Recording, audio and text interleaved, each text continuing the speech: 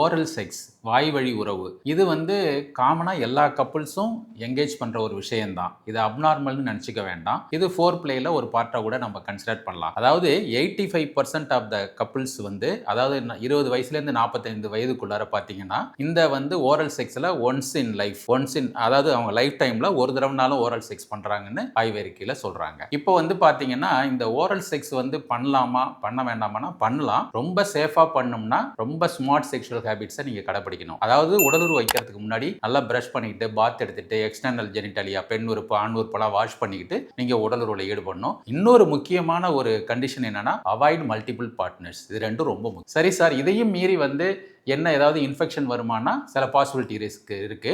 Sexually transmitted disease என்னென்ன வரும் அப்படின்னா herpes, chlamydia, gonorrhoea, syphilis, HIV இது எல்லாமே வரதுக்கான வாய்ப்புகள் இருக்கு. But when compared to genital sex, அதாவது நார்மலாக உடலுறவு மூலம் வர நோய் தொற்று அதை விட இதில் ஒரு கொஞ்சம் கம்மியாக தான் வாய் வழி செக்ஸில் வருதுன்னு ஆய்வறிக்கை சொல்லுது. ஸோ ரொம்ப பயப்பட வேண்டிய அவசியம் இல்லை. அடுத்தது நிறைய பேர் கொஸ்டின் என்கிட்ட என்ன கேட்குறாங்கன்னா ஓரல் செக்ஸ் வச்சுக்கிட்டா கேன்சர் வருமானு ஒரு கொஸ்டின் கேட்குறாங்க.